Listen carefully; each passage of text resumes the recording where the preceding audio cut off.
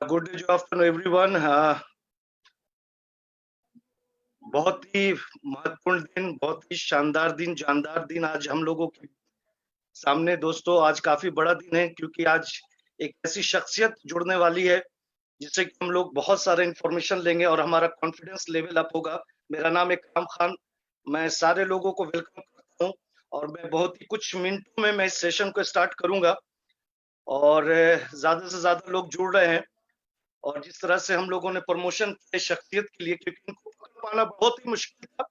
और I should be thankful to जो management जिन्होंने इनको इनसे समय लिया, क्योंकि बहुत ही वो व्यस्त रहते हैं। एक मिनट बहुत इंपॉर्टेंट है क्योंकि बहुत सारी कंपनी को इनका लीगल एडवाइस मिलता रहता है, सजेशंस मिलते रहते हैं। तो लोग जुड़ते चले जा रहे हैं। अभी जस्ट 3 बजे हैं, जैसा कि काफी लोग इस सेशन से फायदा उठाना चाहते हैं। मैं यहाँ पे लाइव आप सारे लोगों को वेलकम करता हूँ।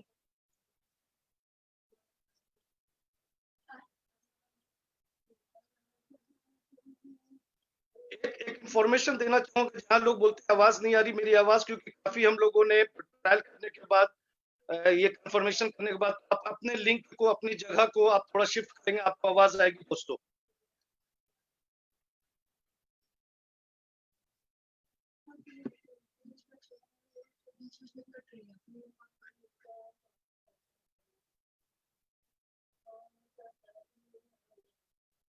तो बहुत ही शानदार सेशन, बहुत ही शानदार सेशन इंतजार कर रहे हैं आप लोगों का, आप लोग ज्यादा से ज्यादा लोग ज्वाइन करें और इस सेशन का आप लोग फायदा उठाएं।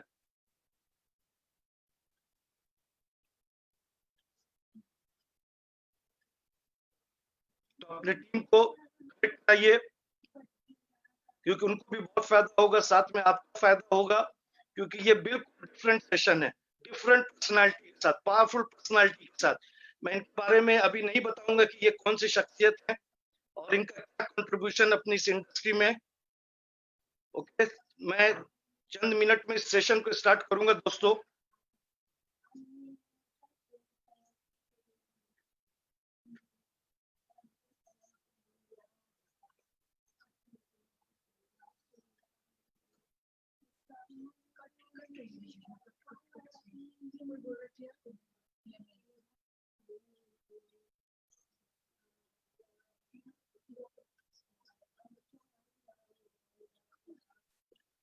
मेरे ख्याल से आप लोग काफी लोग जुड़ चुके हैं और जुड़ भी रहे हैं। तो चंद ही मिनट में मैं इस सेशन को स्टार्ट करूंगा। और जो कि मैं फिर आपको बताना चाहूंगा दोस्तों, एक डिफरेंट पर्सनालिटी, बहुत ही डिफरेंट पर्सनालिटी, बहुत ही पावरफुल पर्सनालिटी, जिनका आप लोगों ने प्रमोशन किया होगा। तो उनसे आज हम लोगों को बहुत कुछ सीखने को मिलेगा और हम लोग सीखेंगे। और जब मान लीजिए, जब वो सारी चीजें हम लोग सीखेंगे उनसे और उनसे जानेंगे, तो हमारा इस इंडस्ट्री पर और भी विश्वास, इस बिजनेस पे और भी विश्वास हम लोगों का होगा। ठीक है, तो मैं चाहूंगा कि ज्यादा से ज्यादा लोग आप लोग कनेक्ट हों।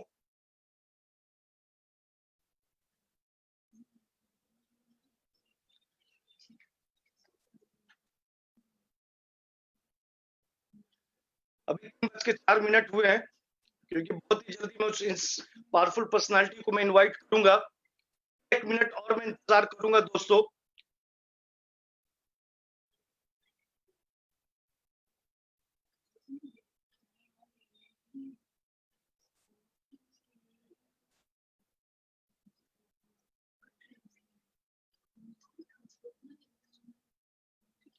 मैं एक बार रिक्वेस्ट करूंगा, जो लोग करें, क्योंकि मैंने काफी टेस्टिंग के बाद जिन लोग को आवाज नहीं आ रही, अपनी जगह को बदले।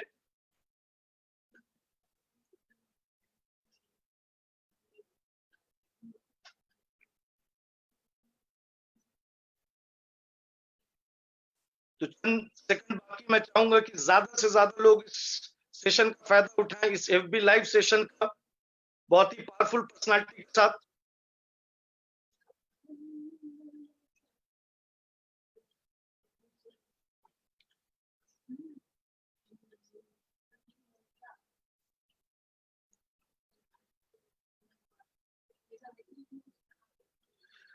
तो क्या अब आप लोग तैयार हैं?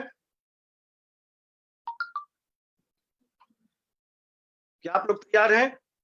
तो दोस्तों, सो गुड आफ्टरनून एवरीवन। मेरा नाम इकराम खान, मैं आप लोगों को वेलकम करता हूं और मैं जिस शख्सियत को मैं इनवाइट करने जा रहा हूं, जो कि बहुत ही पावरफुल पर्सनालिटी, वो आपके सामने कुछ सेकंड में आएंगे, जो कि हमारे आज के वो चीफ गेस्ट हैं। उनका नाम मिस्टर राहुल सुदन है, जो कि जनरल सेक्रेटरी हमारे federation of Indian direct selling industry के, और वो एडिटर है डायरेक्ट सेलिंग टुडे मैगजीन, जो कि इंडिया की सिर्फ डायरेक्ट सेलिंग एमएलएम की ये ट्रेड मैगजीन है, और जो सच्चाई भरा न्यूज हमें देती है। इतना ही नहीं दोस्तों, ये कन्वेनर है डायरेक्ट सेलिंग कॉन्क्लेव के, और प्रिंसिपल ट्रेनर है ये डायरेक्ट सेलिंग ट्रेनिंग एकेडमी के। तो इनके साथ बहुत सारी चीजें जुड़ी हुई दोस्तों, बहुत सारा कीर्तिमान इनके साथ। तो मैं चाहूंगा कि सारे लोग मिलकर हमारे आज के chief guest mister Rahul Sudan को, जो हमारे जनरल सेक्रेटरी, उनको वेलकम किया जाए। So welcome mister Rahul Sudan sir, welcome on board sir. Namaste, Ikram sahab. Good morning, everybody. Thank you. Happy to be part of DayJoy today. आप सभी लोगों से आज इकराम साहब, अनमोल साहब ने, दिव्यांशी ने एक ये सेशन रखा है, तो आज कोशिश करेंगे कि आप सभी लोगों के जो क्वेश्चंस हैं उनका आंसर दे पाएं। जी इकराम साहब, कहाँ से शुरू करें? सर आपको मेरी आवाज बिल्कुल सुनाई दे रही है सर? बिल्कुल आवाज आ रही है, बिल्कुल क्लियर? जी इकराम साहब, आवाज आ रही है। मेरी आवाज आपको आ रही है? बिल्कुल सर, आपकी आवाज बिल्कुल मुझे आ रही है। तो सर, मैं जैसा कि आज हमारा सौभाग्य है, मैं आज आपसे बहुत कुछ हम लोग जानना चाहेंगे, सीखना चाहेंगे, और आपसे, क्योंकि ये जो सेशन है, ये आपका सेशन है। सबसे पहला क्वेश्चन जो कि सर हम लोग जानना चाहते हैं कि अपनी इस डायरेक्ट सेलिंग इंडस्ट्री में फिटसी का रोल है सर। ये बहुत ही महत्वपूर्ण क्वेश्चन काफी लोग पूछते हैं, तो इसका रोल क्या है हमारी इस डायरेक्ट सेलिंग इंडस्ट्री में फिटसी का, उसके बारे में आप कुछ बताना चाहें तो। जी इकराम साहब, फिटसी यानी कि federation of Indian direct selling industry एक डायरेक्ट सेलिंग एंटिटीज या डायरेक्ट सेलिंग कंपनीज की एसोसिएशन है। फिटसी का जन्म या फिटसी का उद्देश्य दो तीन लाइनों में अगर मैं बताना चाहूँ, तो उसका उद्देश्य है कि जो हमारी डायरेक्ट सेलिंग कंपनीज हैं, वो अगर उनको काम करते हुए कोई इश्यूज आते हैं, या वो सरकार से बात करना चाहती हैं, या वो किसी पहलू पे सरकार से एक प्लेटफॉर्म चाहती हैं, तो एक जरिया, एक एटीट्यूड या एक विजन की अगर हम बात करें, तो फिटसी हेल्प करती है डायरेक्ट सेलिंग एंटिटीज को सरकार के साथ बातचीत करने का जरिया बनने में। मैं भी डायरेक्ट सेलर रहा हूँ, आप सब डायरेक्ट सेलर हैं। आप जानते हैं कि अगर मार्केट में हमें किसी तरीके का इशू आता है, तो हम अपनी कंपनीज को कॉन्टैक्ट करते हैं। कंपनीज जो होती हैं, क्योंकि वो सब इकट्ठे होकर जो कॉमन क्वेश्चंस हैं जो डायरेक्ट सेलिंग इंडस्ट्री को इफेक्ट करते हैं, वो क्वेश्चंस हम एक एसोसिएशन के रूप में सरकार के पास लेके जाते हैं। फिटसी का जन्म आज से करीबन 3 साल पहले हुआ, 2017 में, और आज हमारे करीबन 28 मेंबर्स हैं जो इस इंडस्ट्री को रिप्रेजेंट करते हैं।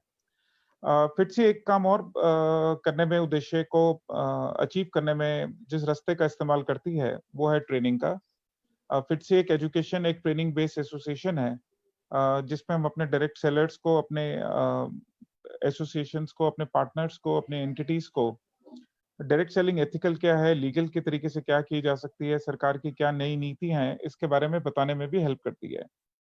तो इकराम साहब, अगर संक्षेप में फिटसी के रोल के बारे में बताया जाए, तो ये बताना चाहूंगा। सर, आपने बहुत अच्छी जानकारी दी, लेकिन सर एक क्वेश्चन जो कि लोग हमके हमेशा दिमाग में आती है कि फिटसी की जरूरत क्यों पड़ी हमें? क्योंकि पहले एक गवर्नमेंट एक बॉडी थी हमारे, जिसको कि हम लोग जानते हैं, उसके बारे में मैं बाद में बात करूंगा। तो ऐसी फिटसी की हम लोग की जरूरत क्या पड़ी? क्या ऐसा जरूरत पड़ी कि व्हाई फिटसी? सो मेरी ask this question. I think वो टाइम और सिचुएशन की बात थी। जब इसे समझें कि जब 2016 में सरकार की गाइडलाइंस आई, तो हमारे कुछ मेंबर कंपनी या हमारे क्लाइंट्स या हमारे दोस्तों को ऐसा लगा कि एक कोई ऐसा प्लेटफॉर्म होना चाहिए जहाँ पे हम सब मिलके एक कॉमन बात सरकार के सामने रख सकें।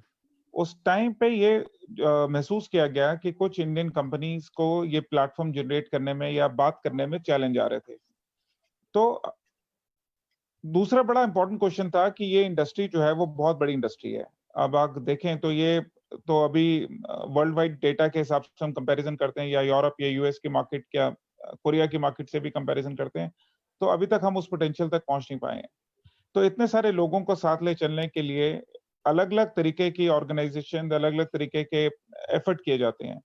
तो फिटसी एक ऐसे ही एफर्ट का रिजल्ट था, जहाँ पे हमें साथ में लेके कुछ लोगों की साथ में लेके चलना था कि हम सही तरीके से, एक एथिकल तरीके से उन लोगों की बात सरकार तक पहुँचा सकें।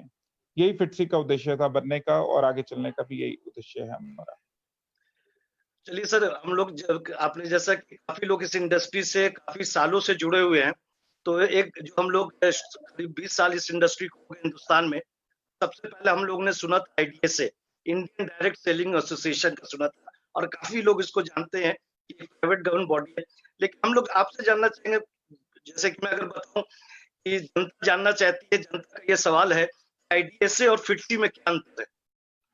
पहला एक चीज़ इकराम साहब ठीक करना चाहूँगा कि जो भी एसोसिएशन है या ये समझिए कि डायरेक्ट सेलिंग की अगर कोई नोडल डिपार्टमेंट है, डायरेक्ट सेलिंग का रूल्स बनाने का जिनको हक है और जो इस चीज़ को पूरे मॉनिटर करते हैं, वो सिर्फ मिनिस्ट्री ऑफ कंज्यूमर अफेयर्स है। सो कोई भी एसोसिएशन के पास ये पावर नहीं है या कि आप कहें कि वो अ, स सरकार की जगह रूप ले सकती हैं। हम सरकार की हेल्प कर सकते हैं, अपने इनपुट देना चाहें, वो भी तब जब सरकार सुनना चाहे। हम ये नहीं कर सकते कि हम जाएँ और सरकार से बात रिक्वेस्ट कर सकते हैं बात करने की। सो जी सर। आपका जो क्वेश्चन है कि वो गवर्नमेंट अप्रूव्ड है कि नहीं है आईडीएस से, तो वो नहीं है। ये एसोसिएशन एक असिस्टेंट प्लेटफॉर्म का रोल अदा करती हैं। अब जो फ़र्क है वो बेसिकली उनके बारे में मैं ज़्यादा नहीं कहना चाहूँगा। वो अपनी जगह वो उन्होंने भी बहुत अच्छा काम किया और बहुत अच्छे लोगों और बहुत अच्छी कंपनीज़ का एसोसिएशन है। हम सिर्फ टिप्पणी कर सकते हैं या बात कर सकते हैं अपने बारे में कि हम क्या करना चाहते हैं। तो जैसा कि मैंने पहले कहा कि हम एक ट्रेनिंग और एथिकल बेस्ड सॉल्यूशन कंपनीज़ का जुड़ के काम करना चाहते हैं। तो हम ज़्यादा से ज़्यादा लोगों को अवेयरनेस लाना चाहते हैं। देखिए हमारी इंडस्ट्री की सबसे बड़ी प्रॉब्लम क्या है? असल में हमारी इंडस्ट्री की अगर आप समझें तो सबसे बड़ी प्रॉब्लम हमारी खुद की बनाई हुई नेगेटिविटी है, जो कस्टमर से क बाहर मार्केट में लोगों तक चली जाती है, जिसका परसेप्शन वो इस इंडस्ट्री के लिए ठीक नहीं कर पाते और उसमें कहीं न कहीं हम सभी ज़िम्मेदार हैं। सो इस परसेप्शन को, इस इंडस्ट्री की असलियत को लोगों तक लाने के लिए हमने एसोसिएशन ने जो सहारा चुना है वो एजुकेशन का है कि हम जितने से ज़्यादा लोगों को ठीक चीज़ बता पाएँगे, ये बता पाएँगे कि ठीक तरह से एमएलएम या डायरेक्ट सेलिंग कैसे की जाती है, उतना ही कम इसकी नेगेटिविटी होती जाएगी।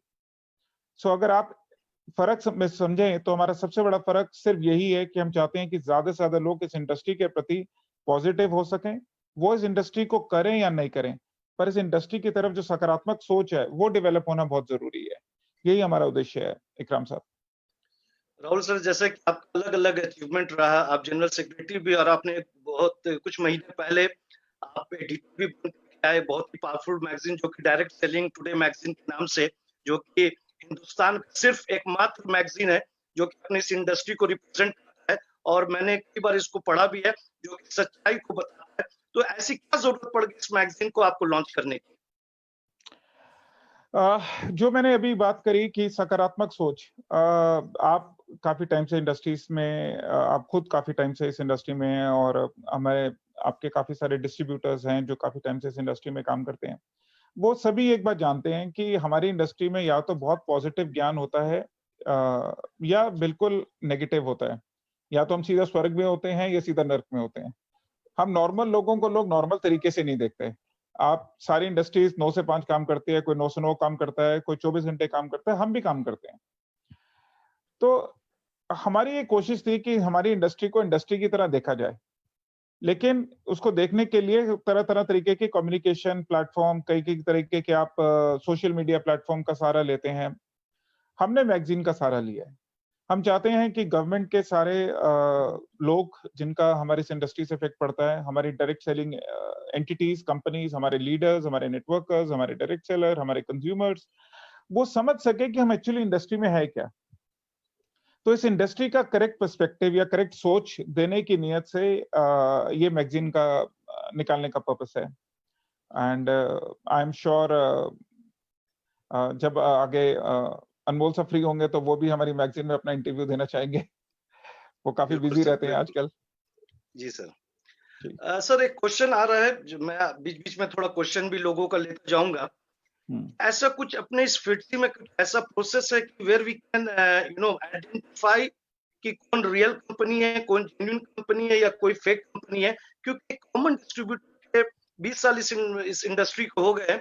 अभी भी एक कॉमन डिस्ट्रीब्यूटर के दिमाग में रहता है कि ये कंपनी कब तक चलेगी, कब तक मेरे साथ चलेगी, चली तो नहीं जाएगी, भाग तो नहीं जाएगी। तो ऐसा क्या फिटसी ऐसा कोई ऐसा प्रोसेस या ऐसा कुछ ऐसा मैकेनिज्म है जो कि फिल्टर कर सके कि ये जेन्युइन है या ये फेक कंपनीज है? ओके। इकराम साहब, पहले हम ये समझते हैं कि जो भी जेन्युइन कंपनी का जो मतलब है वो बेसिकली वो कंपनीज हैं जो सरकार द्वारा मान्यता प्राप्त, यानी कि मिनिस्ट्री ऑफ कंज्यूमर अफेयर्स द्वारा लेड गाइडलाइंस का पालन करती हैं या उसको फॉलो करती हैं।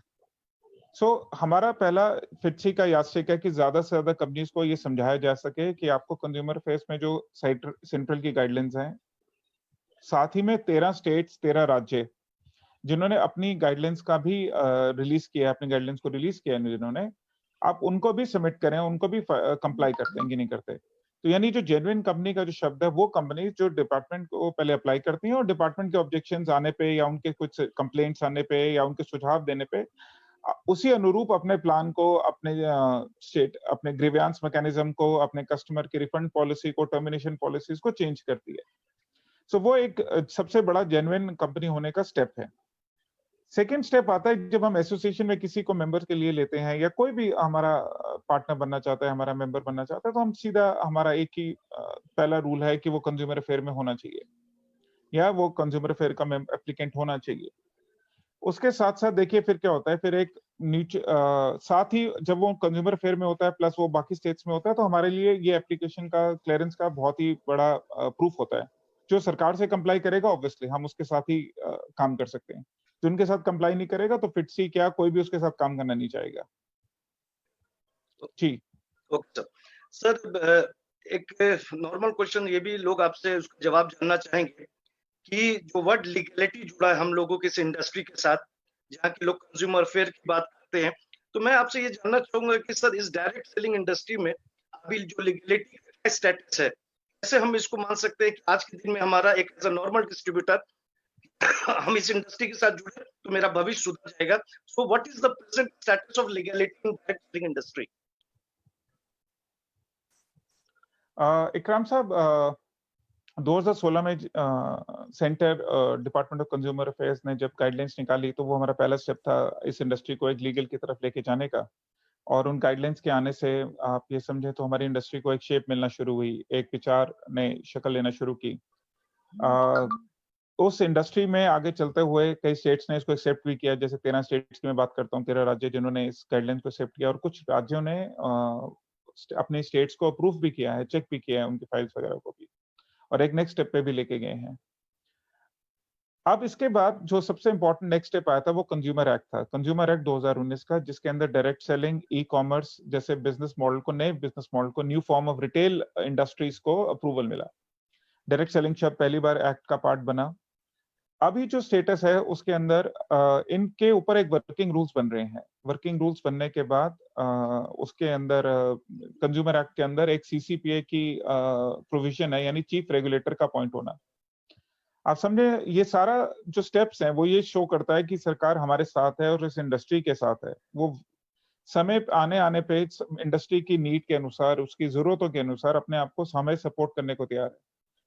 सबसे ज्यादा मुद्दा एक्चुअली तो ये है कि हम लोग कितना बदलने को तैयार हैं। आप समझें कि सरकार तो हमारे लिए एक लीगल फ्रेमवर्क बना देगी, वो हमारे लिए एक रेगुलेटरी एनवायरनमेंट बना देगी, लेकिन चलना हम ही सबको है।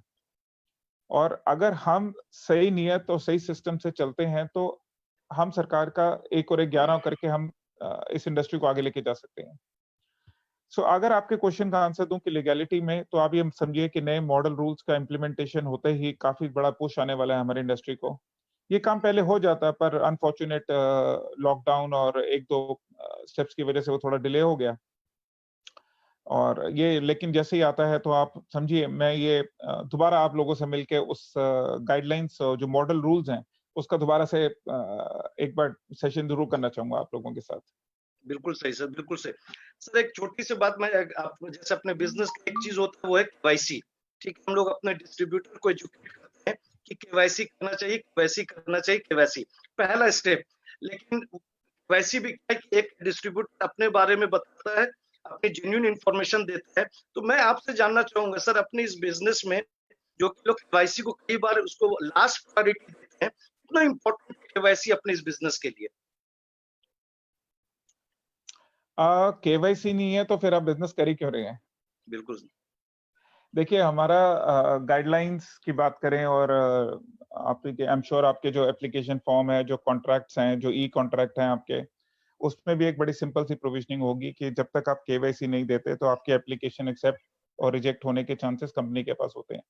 सो जनरली ये मॉडस ऑपरेंडी हमारे यहाँ पे सभी डायरेक्ट सेलिंग एंटिटीज अपनाती हैं। जब तक आपके पास केवाईसी नहीं है तो आप समझें कि आप एक अनदेखे प्रॉब्लम की तरफ इशारा कर रहे हैं। डायरेक्ट सेलर केवाईसी से ज्यादा इंपॉर्टेंट चीज तो पहला कुछ हो ही नहीं सकता। आपको प्रोडक्ट अच्छे लगे, आपने ले लिए, बहुत बड़ी बात। आप ये बिजनेस करना चाहते हैं तो आपको अपनी केवाईसी करना ही पड़ेगा। सो मेरे हिसाब से तो ये एक नॉन कॉम्प्रोमाइजेबल या जीरो टॉलरेंट सिनेरियो है। सो आप अपने डायरेक्ट सेलर्स को एजुकेट करें, मोटिवेट करें कि वो अपने सारे डॉक्यूमेंट्स ठीक तरीके से आपको दें। कई कंपनीज में वो पैन कार्ड सही तरह नहीं आ पाता, कई फोटोज मैच नहीं कर पाती या क्वालिटी या वो जैसे कुछ जगह छोटे हमारे गांव प्रांतों में तो पैन कार्ड के ऊपर एक प्लास्टिक सी पन्नी लगकर भी इमेज आ जाती है जो रीड या स्कैन नहीं हो पाती। बट बिल्कुल स ये एक है प्रॉब्लम है, बट हमें इससे लड़ना होगा और ठीक केवाईसी की तरफ पुश करना होगा।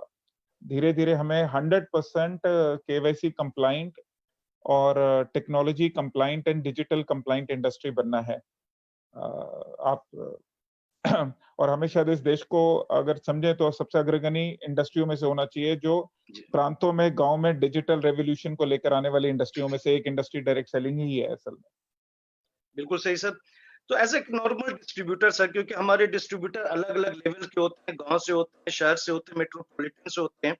तो ये जो भी आप लॉज़ की या लीगैलिटी की बात कर रहे हैं सर, एक नॉर्मल डिस्ट्रीब्यूटर के लिए क्या अंडरस्टैंडिंग होनी चाहिए? बहुत ही आम शब्द में एक एज़ अ लेमन लैंग्वेज हम लोग के साथ शेयर करें कि उसके दिल में, उसके दिमाग में कैसे विश्वास हो जाए इस इंडस्ट्री के लिए।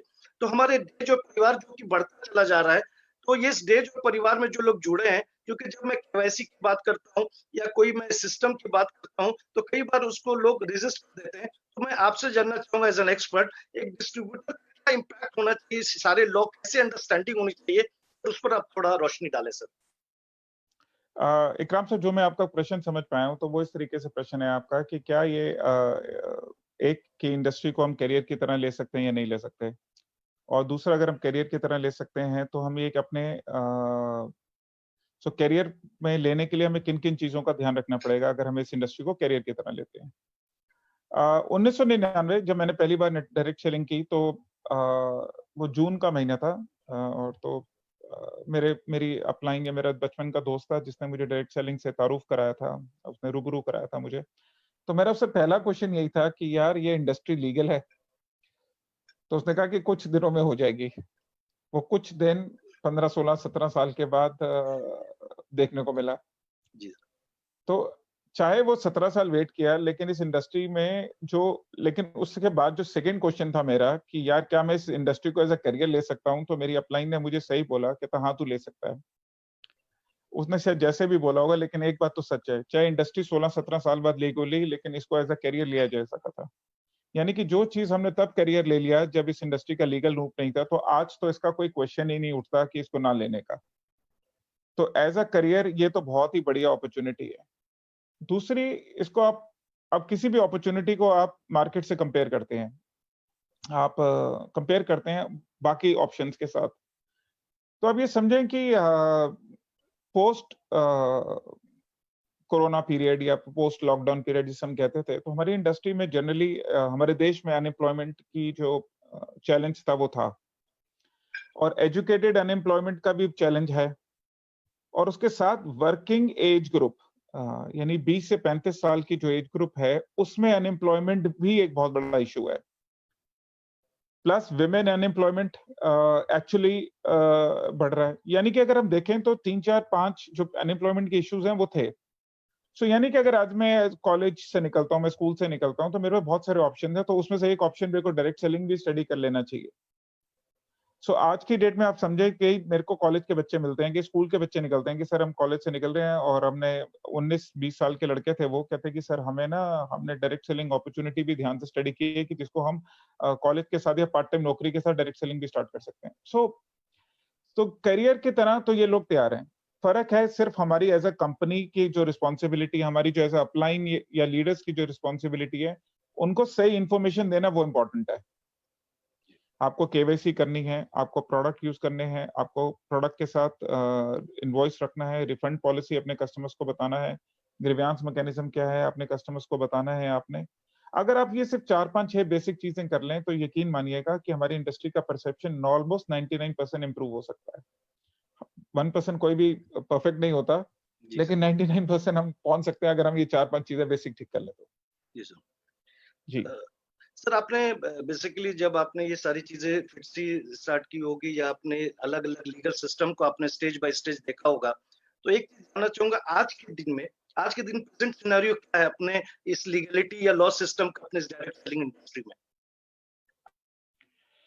अ, इकराम साहब, इसका आंसर जो समझे कि जो कंज्यूमर प्रोटेक्शन एक्ट है जो मैंने आपको बताया, आप अपने डिस्ट्रीब्यूटर्स को ये समझा सकते हैं कि जो कंज्यूमर प्रोटेक्शन एक्ट 2019 है, उसके अंदर डायरेक्ट सेलिंग के आने की वजह से जो अच्छा, हम लोग कहाँ पे सब। खड़े हैं सर? हाँ जी। Sir hello? मैं ये पूछना चाह मेरी आवाज़ आ रही है सर आपको? हाँ जी, आ रही है। मेरे को ये समझना है कि प्रेज़ेंट सिनेरियो में अभी जो लॉ सिस्टम अपना इस डायरेक्ट सेलिंग में है, तो आज आपने अलग-अलग स्टेजेस देखे होंगे सर, कि आपने जैसे अभी 13 स्टेट की बात की, पहले 2 स्टेट हुआ, 5 स्टेट हुआ, आज 13 है। तो आज प्रेज़ेंट सिनेरियो इस लॉ अपने इंडस्ट्री में कहाँ पे आज हम लोग खड़े हैं सर? उसके बाद उस पर थोड़ी रोशनी डालें आप। इकराम साहब, जैसे मैंने इसका पहले आंसर दिया आपको कि अब सिर्फ एक लास्ट स्टेप ही रह गया है, मॉडल रूल्स का डेवलपमेंट होना, वर्किंग रूल्स का डेवलपमेंट होना जिसे हम कहते हैं। और हमारी उम्मीद है कि 1-2 महीने के अंदर डिपार्टमेंट इसको इम्प्लीमेंट करेंगे और इसको ये क्लियर करेंगे कि हमें एज़ अ कंपनीज़ कैसे काम करना है। ये एक फाइनल डिपार्टमेंट कंज्यूमर अफेयर ने सबसे सलाह भी माँगी, अपने इनपुट सुझाव माँगे कि जिन-जिन को जाके आप अपने सुझाव उनको दे सकते हैं।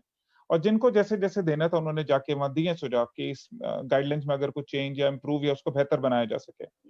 सो अब ये माने कि और 1-2 महीने की बात है, उसके अंदर डिपार्टमेंट से एक नई अपनी मॉडल रूल्स रिलीज़ कर देगा और आप एक जिसे कहते हैं 101% क्लीन लीगल इंडस्ट्री में काउंटेड होंगे सर। आप अभी भी लीगल हैं, इसमें आप ये मत सोचिए कि नहीं है, बट एक वर्किंग रूल्स की कमी थी जो अब आ जाएँगे। ओके। एक क्वेश्चन लेना चाहूँगा उसके बाद मैं फिर मेन प्रिंसिपल क्वेश्चन्स पे आऊँगा। लोग ये पूछ रहे हैं कि सर मान लीजिए कि एक आउट ऑफ द क्वेश्चन वो पूछ रहे हैं कि मान लीजिए कोई इल्लीगल कंपनी होती है कि किसी को भी पता नहीं होता जब वो कंपनी लोगों को चीट करके भाग जाती है तब पता चलता है।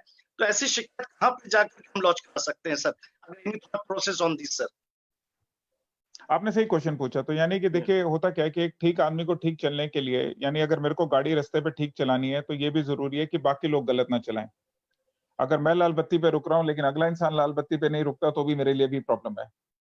सो डिपार्टमेंट इसके फ़ेवर में काम करता है। अगर आप डिपार्टमेंट को इन्फॉर्म करते हैं कि ये फला-फला कंपनी है जो कस्टमर्स को, कंज्यूमर्स को चीट कर रही है, तो आप डिपार्टमेंट को इन्फॉर्म कर सकते हैं। और आप सब लोग शायद सरप्राइज़ होंगे, लेकिन हमने जब डिपार्टमेंट का एक्शन लेने का तरीका देखा, उनकी स्पीड देखी है काम करने की, जिस तरीके से वो काम करते हैं, वो वाक़ई में बहुत सराहनीय है। आप क्वेश्चन मुद्दा यहाँ पे ये आता है कि आप लोग सामने नहीं आते। कई लोग कुछ कहते हैं, जैसे कहते हैं कि हमारे यहाँ एमएलए में कहावत थी कि पेन चुभती है लेकिन कोई बोलता नहीं है। तो बिल्कुल सर। प्रॉब्लम होती है, लेकिन हम सब नहीं बोलते। हमें लगता है कि वो 2, 4, 5 दिन में, महीने में वो कंपनी बंद हो जाएगी तो हमारे को फ़र्क नहीं पड़ेगा। लेकिन आप लोग जब सामने आते हैं, डिपार्टमेंट को इन्फॉर्म करते हैं, डिपार्टमेंट उन पे एक्शन लेता है, तो उतना ही अवेयरनेस लोगों को आता है कि ठीक चीज़ क्या है। सच्चाई तो ये है कि आज भी ठीक और गलत का अंतर समझाना बहुत मुश्किल है। वो तभी समझा सकते हैं जब हम उन्हें एजुकेट करें कि ठीक चीज़ क्या है। और इसके वेरिएंट्स में, इसके गलत में कुछ भी आता है तो आप डिपार्टमेंट को इन्फॉर्म कीजिए। और आई एम श्योर आप डिपार्टमेंट की एफिशिएंसी और सरकार की स्पीड देख के आप सभी लोग बहुत खुश होंगे। ओके सर, नाउ जब से ये अपनी इंडस्ट्री लीगलाइज़ होगी तो उसमें 2 क्वेश्चन मैं पूछना चाहूँगा, एक नेशनल लेवल पे और एक स्टेट लेवल पे। क्योंकि दोनों का वैसे बिज़नेस को लेकर बिज़नेस इंडस्ट्री को लेकर अलग-अलग अंडरस्टैंडिंग है। तो मैं आपसे जानना चाहूँगा सर, जब से ये इंडस्ट्री लीगलाइज़ हुई है, तो नेशनल लेवल पे क्या इम्पैक्ट पड़ा है और अपने स्टेट लेवल पे क्या इम्पैक्ट पड़ा है, तो उस पर कुछ रोशनी डालें सर आप।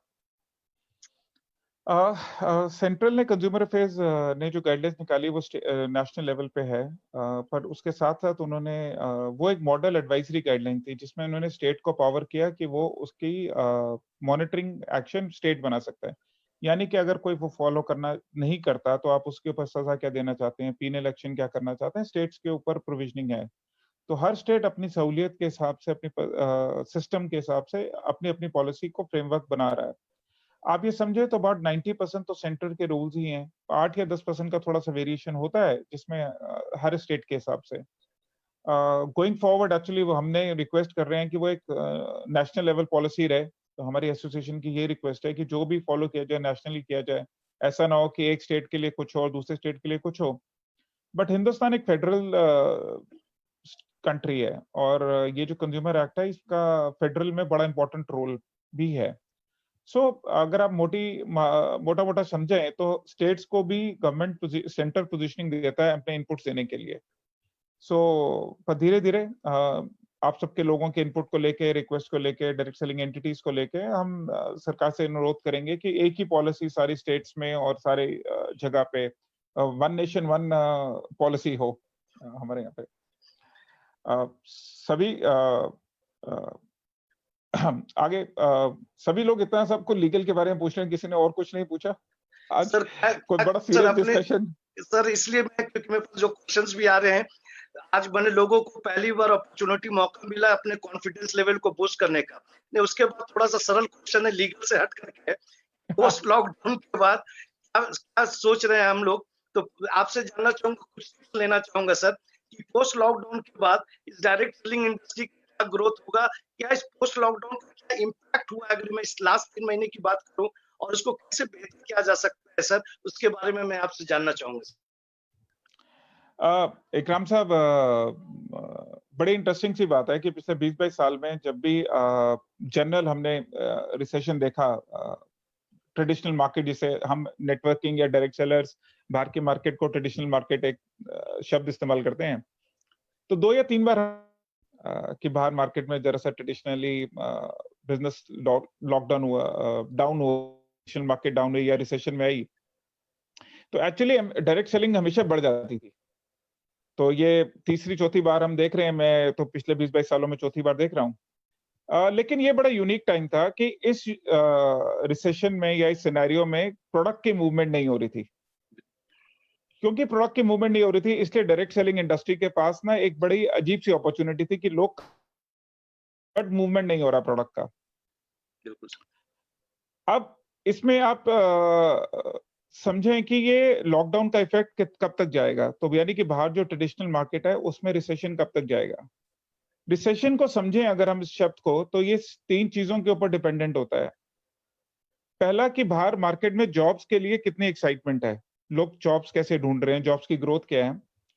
दूसरा शब्द कहा जाता है कस्टमर कॉन्फिडेंस, कि बाहर कस्टमर जो है जनरली कितना कॉन्फिडेंट है कि वो बड़े सामान खरीद सकता है, वो व्हाइट गुड खरीद सकता है, वो ट्रैवल कर रहा है, वो उसके लिए वो कितना एक्साइटेड है।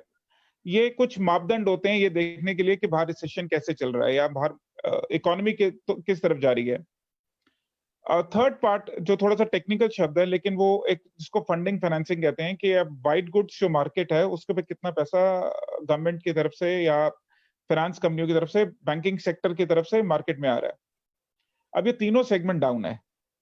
इसका मतलब बाहर का जो रिसेशन है, जो ट्रेडिशनल मार्केट का रिसेशन है, एक्चुअली वो एक्सटेंड होगा। इस दौरान डायरेक्ट सेलिंग का ग्रोथ होना तो निश्चय है। और शायद जो एवरेज ग्रोथ हम इंडस्ट्री की करते हैं, जो हम टॉप 50, 60, 70 कंपनीज इंडिया की हैं, जिनको हम ट्रैक करते हैं ग्रोथ रेट कैलकुलेट करने के लिए, शायद उससे ज्यादा ही हो डायरेक्ट सेलिंग की एवरेज ग्रोथ रेट, यानी पिछले साल के मुकाबले। चैलेंज सिर्फ लॉजिस्टिक्स था, वो सूनर और लेटर सॉल्व हो जाएगा लॉजिस्टिक्स का। बड़ा चैलेंज था डिजिटल पे जाना, वेबिनार करना। आज हम और आप सब जूम पे आ गए हैं, सब फेसबुक लाइव हैं, डिस्कशंस हैं, सॉफ्टवेयर्स हैं, वेबिनार्स हैं, जिन पे हम डिस्कशन करना शुरू कर दिया। इसकी एक्सेप्टेंस एक इशू था, वो डायरेक्ट सेलिंग इंडस्ट्री ने सबसे जल्दी एक्सेप्ट करना शुरू कर दिया। इनफैक्ट आज आप हम के सेशन करते हैं गांव प्रांतों में, जहाँ पे गाँव में लेडीज़ अपने घरों में बैठ के हमारे साथ ये मीटिंग कर रही हैं, डिस्कशन कर रही हैं। सो अगर आप समझें तो पोस्ट लॉकडाउन, अगर आपके क्वेश्चन का मैं आंसर दूँ एक लाइन में, तो post lockdown direct selling industry बढ़ने वाली है। उसके लिए आपको 2-3 चीज़ों का ध्यान रखना है। पहला आपका डिजिटल एक्सेप्टेंस का। सेकंड आपको अपने लॉजिस्टिक्स के नए-नए आइडियाज़ निकालने होंगे। हो सकता है आपको state level logistics partner change करने पड़ें, डिस्ट्रिक्ट लेवल के पार्टनर्स आपको चेंज करने पड़ें। आपको नए पिकअप वेंडर्स डेवलप करने पड़ें, डोर टू डोर डिलीवरीज़ के लिए नए ऑप्शंस बनाने पड़ें। एंड थर्ड ऑप्शन हो सकता है कि आपकी जो शायद रिवॉर्ड प्रोग्राम्स होते हैं या डीलर आपके डायरेक्ट सेलर्स की जो स्कीम्स या हम प्रमोशन के लिए गिफ्ट निकालते हैं, उनके शायद ऑप्शंस को चेंज हों। ग्लोबली ये देखा गया है कि ये 3 सेक्टर्स पे ज़्यादा काम हो रहा है। अगर आप यूरोप या सिंगापुर की बात करते हैं, तो वहाँ पे भी इस तरीके की कुछ चेंजेस आने शुरू हो गए। So direct selling industry, yes, it's gonna boom like anything. हम पे है कि हम इसको कितना सीरियसली, कितना एजुकेट होके, कितना इसको समझ के इस इंडस्ट्री को कर सकते हैं। जी, विक्रम साहब। Sir as a normal distributor, एक आम डिस्ट्रीब्यूटर गाँव का आपसे ये जानना चाहता है सर कि हमने 3 महीने से हम लोग लॉकडाउन में हैं, ठीक है सर? लॉकडाउन चलता रहेगा, अब काफ़ी शहर में फिर आप जैसा देखेंगे कि गुवाहाटी में फिर लॉकडाउन बढ़ गया। तो मैं आपसे कुछ मोटिवेशन वर्ड या कुछ ऐसा प्रैक्टिकली सुनना चाहता हूँ, जिससे कि मेरी कमाई बढ़ जाए, मेरा एक्शन प्लान कैसे सही तरीके से हो, जिससे कि हम इस इंडस्ट्री में बने रहें और मेरी जो कमाई की जो कमी है, थोड़ा बहुत हो, बिल्कुल खत्म ना हो, इसको और बेहतर तरीके से कैसे हम अपने बिज़नेस में डाल सकते हैं। तो कुछ सजेशन या एडवाइस अपने डिस्ट्रीब्यूटर्स के लिए या लीडर्स के लिए जो किसी भी रैंक के हो, तो वो आपसे जानना चाहेंगे सर। इकराम साहब, मैं तो बिज़नेस के बारे में ज़्यादा तो क्या आपको एडवाइस कर पाऊँगा। आप लोगों की टीम बहुत सक्षम और बहुत ही कैपेबल टीम है आपकी। लेकिन एक वाकया है, आज से करीबन साल से 7-10 महीने पहले की बात है, अगस्त या सितंबर की बात है। मुझे अनमोल साहब के फादर के साथ हम मिले थे कहीं पे, तो उन्होंने डिस्कस किया था कि ये इंडस्ट्री कितनी तेज ग्रो कर सकती है या ये इंडस्ट्री कितनी स्लो चलती है, या ऐसे इसी पे हम जनरल बात कर रहे थे। तो उनके फादर साहब ने एक बड़ी अच्छी चीज़ कही। कहते हैं कि मतलब ये जो रेस है, ये 100 मीटर और मैराथन के बीच में रहेगी, लेकिन बंदा भागेगा तो सही ना। तो मेरे को वो लाइन इनकी बहुत समझ में आई कि उन्होंने एक लाइन में एक्चुअली इस इंडस्ट्री का सम अप कर दिया। तो समझिए कि अगर हम आज अक्टूबर, नवंबर, दिसंबर में हम 100 मीटर, 200 मीटर, 400 मीटर की रेस में थे। आज शायद ये मैराथन है, हाफ मैराथन है, पर हम चल रहे हैं। हम भाग नहीं रहे, लेकिन हम चल रहे हैं। सो इंडस्ट्री स्लो ज़रूर होगी, कुछ टाइम के लिए आपकी लॉजिस्टिक्स की मूवमेंट स्ट्रगल ज़रूर करेगी। और यही एक ऐसा टाइम भी है जब आपके नए-नए तरीके डेवलप होंगे। हो सकता है नए तरीके का डिलीवरी मैकेनिज्म डेवलप हो जाए इसी को लेके। ये भी सच्चाई है कि पुराने तरीकों को तब तक हम चैलेंज नहीं करते जब तक वो बिल्कुल प्रॉब्लम में नहीं आते। तो हो सकता है हम नया कोई ऑप्शन डेवलप करें। तो मेरा आप सभी लोगों से ये कहना है कि आप इस इंडस्ट्री को जब करियर की तरह लेते हैं, तो करियर में उतार-चढ़ाव आते हैं। हम इंजीनियर भी बनते हैं तो भी 4 साल पढ़ते हैं, उसके बाद भी कोई गारंटी नहीं होती हम किस लेवल के इंजीनियर बनते हैं। और जिस कंपनी में हम जाते हैं, क्या वो जॉब मेरे को हर साल रेज़ देगा, वो भी कोई गारंटी नहीं होता। बट हम रहते हैं सिस्टम में, क्योंकि हमें पता है कि वो जब इंडस्ट्री ग्रो करेगी तो मैं अपने आप ग्रो कर ही जाऊँगा। बिल्कुल सर। तो मेरा आप सभी डायरेक्ट सेलर से ये अनुरोध है, ये रिक्वेस्ट है कि अगर आप इसको एज़ अ करियर जब ले रहे हैं ना, तो स्पीड आप ऊपर-नीचे हो सकती है। पहला गियर से 5वें गियर के बीच में आपकी स्पीड हो सकती है, पर चलते रहिए। ये इंडस्ट्री सबको अपने सपनों तक, अपने मंजिल तक, अपने रास्ते तक ले जाती है। आप कहाँ तक पहुँचना चाहते हैं, और आप में कितनी ताकत है, ये आपके पंखों में ही होता है। राइट इकराम साहब?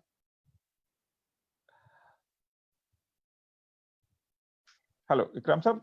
या राव सर, सर आपने काफ़ी अच्छी वर्ड अभी एक कही, उसी से रिलेटेड मेरा नेक्स्ट क्वेश्चन था, करियर बोला। क्योंकि जब भी जैसे अपनी मैं डे जॉय की बात करूँ, अगस्त 2019 में स्टार्ट हुआ, काफ़ी लोग आते थे, काफ़ी भीड़ आई, लोगों ने काफ़ी इस बिज़नेस को जॉइन भी करा। जैसे बिल्कुल सही कहा कि हम लोग अब मैराथन रेस में हैं और बहुत जल्द और भी हम लोग ग्रो करेंगे।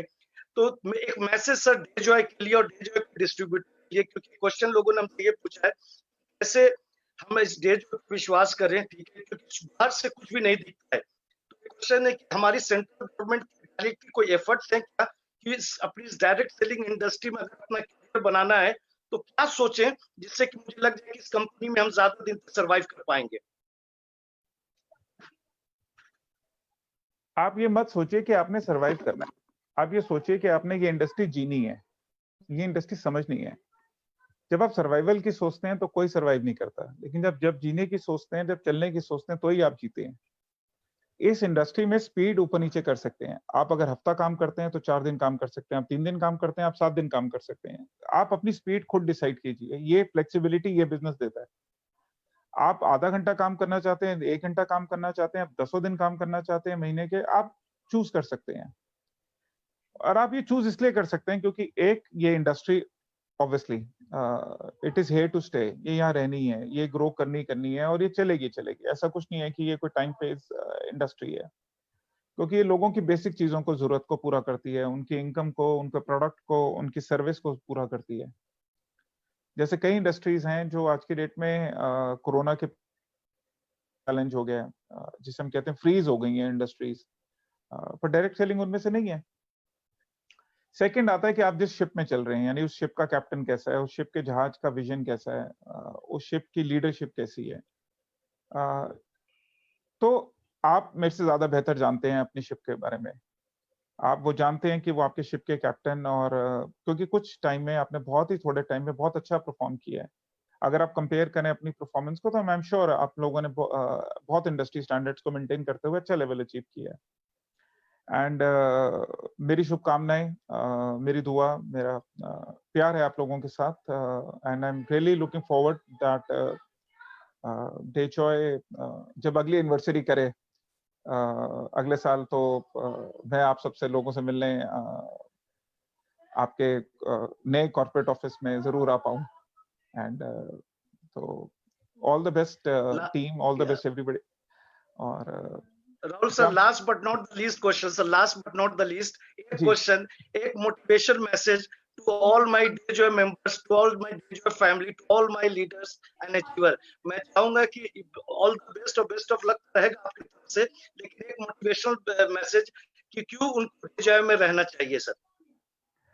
अब ये बड़ा मुश्किल काम कह दिया इकराम साहब आपने। ये तो आपकी स्पेशलिटी है, ये अनमोल जी की स्पेशलिटी है अ, और कि अ, मैं देखिए आप में से कई लोग मुझे नहीं पता कि आप लोग डायरेक्ट सेलिंग के बारे में क्या सोचते हैं, पर मुझे लगता है कि ये एक जीने का तरीका है। डायरेक्ट सेलिंग को अगर आप ये महसूस करें कि अगर आपने उसको अपने लाइफ़स्टाइल का पार्ट बना लिया है ना, तो यकीन मानिए इस इंडस्ट्री में स्लो चल और ये इंडस्ट्री अपने आप आपको दे जाती है। डे जॉय इस डायरेक्ट सेलिंग इंडस्ट्री का एक पार्ट है और डे जॉय ने 1 साल के अंदर काफ़ी कुछ अचीव किया, काफ़ी कुछ सीखा होगा, काफ़ी कुछ चीज़ें परफेक्ट नहीं होंगी, काफ़ी कुछ बना होगा, काफ़ी कुछ बिगड़ा होगा। लेकिन वो टाइम उन्होंने सर्वाइव किया और ज़्यादातर ये देखा गया है कि इंडिया में जो स्टार्टअप बिज़नेसेस होते हैं, से अबाउट 90% बिज़नेसेस जो स्टार्ट होते हैं इंडिया में करीबन साल डेढ़ साल के अंदर बंद हो जाते हैं। सो आप उस 10% से तो की कैटेगरी में तो आ गए हैं, यानी कि आप 90% जो फेल वाली कैटेगरी थे, आप उनसे तो निकल गए हैं। अब आगे बढ़ना है। तो मेरा आप सभी लोगों से एक ही रिक्वेस्ट है, आप इस अपॉर्च्युनिटी को समझें, इस इंडस्ट्री को समझें। आप इस इंडस्ट्री के वो फेस बनिए कि लोग कहें कि हाँ यार मिले तो मज़ा आया, सीखा तो मज़ा आया, काम किया तो इनके साथ मज़ा आया। और असली मोटिवेशन तो मुझे तभी मिलेगी आप सब लोगों से जब मैं अ, आप सब लोगों को आप किसके आपके सेशंस में मैं ऐसे डायरेक्ट सेलर बैठ सकूं। तो मैं रिक्वेस्ट करूंगा कि आप जब भी अपना लीडर्स का सेशन लें तो मुझे भी बुलाएं और मैं श्योर कुछ सर। काम करने के बारे में ज्ञान ले सकूं। Thank you Rahul sir, thank you very much for your nice words. काफी अच्छा लगा सर, आपने अपना बहुमूल्य समय दिया, you have given your precious time. और बात यहीं पे खत्म नहीं होती दोस्तों, बात यहीं पे खत्म नहीं होती। हमारे कंपनी के एमडी मिस्टर अनमोल अनमोल अग्रवाल सर भी हम लोग के साथ कनेक्ट करना चाहते हैं। और मैं ठीक राहुल है सर को विक्रम साहब। हाँ जी सर, तो अब हमारे साथ जुड़ गए हमारे कंपनी के एमडी हेलो, मिस्टर अनमोल अग्रवाल सर। इकराम साहब, आपकी वॉइस चली गई थी, लास्ट में क्या कहा आपने? मैं sir, thank you for your precious time, thank you very much for the vast information which you have provided to us. बहुत बहुत शुक्रिया, आप जैसी पर्सनालिटी हमारे साथ जुड़ी, हमारा कॉन्फिडेंस लेवल हमारा बहुत ही अच्छा और भी बढ़ गया है, क्योंकि बहुत सारे अप्रिसिएशन एफबी पर आ रहे हैं। और मैं चाहूंगा कि जरूर जब हमारा लॉकडाउन खुलेगा तो आप भी हमारे स्टेज की शोभा जरूर बनेंगे, हम लोग आपको बुलाएंगे। और उसी के साथ मैं चाहूंगा राहुल सर आप भी बने रहें, क्योंकि हमारे साथ हमारे कंपनी के एमडी डैशिंग मिस्टर अनमोल अग्रवाल सर जुड़ गए हैं, और मैं चाहूंगा कि अनमोल अग्रवाल सर कुछ अपने शब्दों से हम लोगों का हौसला बढ़ाए। So over to Anmol sir. Thank you, everyone. And thank you, Rahul ji, for such an amazing event, such an amazing seminar session. और उनको exactly पता है, ये जो questions लोग मुझसे पूछते थे, वो questions के शायद आपसे सुन के और आपसे समझ के ज़्यादा बेहतर और confident feel करेंगे लोग। आपसे जो knowledge मिली है, मैं लोगों को try करता हूँ, जो अपना उद्देश्य है कि लोगों को ज़्यादा से ज़्यादा educate करो, तो वो मैं कोशिश करता हूँ जितनी बातें आपसे सीखे, जितना हमने time spend किया है, जो भी इंडस्ट्री के बारे में चीजें हैं, तो मुझे आपसे जो सीख मिली है मैं लोगों को पास ऑन करने की पूरी कोशिश करता हूं। पर आज का सेशन से लोगों का और ब्रेन ओपन हुआ है। इसके बाद और मेरे पास भी जो क्वेश्चंस आएंगे मैं आपके पास लेकर आऊंगा कि और क्या लोगों के सजेशंस हैं, क्योंकि मुझे लगता है कि बिजनेस को ग्रो करने के लिए जो डे जॉय क्या फॉलो करता है, वही मुझे लगता है कि किसी भी ऑर्गेनाइजेशन को बड़ा बनाता है कि आप लोगों से सजेशंस लो। कि सबसे बड़ी चीज है कि हर व्यक्ति का अलग पॉइंट ऑफ व्यू है, तो मैक्सिमम कलेक्टिव डेटा को हम एनालाइज करके और एक राइट डिसीजन पे आ सके।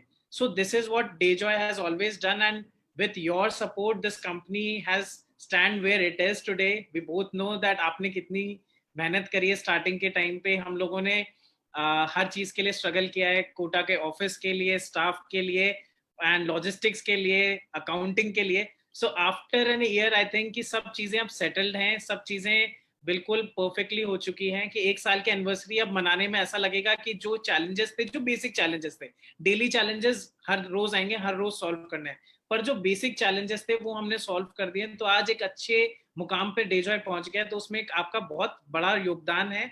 और लीगल साइड पे तो आप जो करते हो और जो आप सबके लिए करते हुए आए हो और डेजॉय के लिए किया है वो तो है ही, बट जो मेरे लिए पर्सनल पॉइंट ऑफ व्यू से किया, तो you are one of my mentor कि मैं जिससे इंडस्ट्री के बारे में सीखा। और शायद आपसे हम नहीं मिले होते, फर्स्ट डे जो हमारी मीटिंग हुई थी आपके ऑफिस में, अगर नहीं मिले होते तो शायद डेजॉय की कभी स्टार्टिंग ही नहीं हो पाती। तो you are one of the biggest reason that Dejoy has started. So वही सबसे बड़ी बात है। बाकी सारी चीजें तो कंपनी कैसे जाएगी आगे, क्या होगा, वो सब लोगों को हम ब्रीफली डिस्कस करते रहते हैं। एंड आपने एक पॉइंट बहुत सही बोला, जो भी चैलेंजेस सबसे ज्यादा आ रहा है, वो आपकी बात सुन के मुझे ये भी रियलाइज हुआ कि इंडस्ट्री का इसका मतलब सबके लिए जो चैलेंज आ रहा है वो है लॉजिस्टिक्स।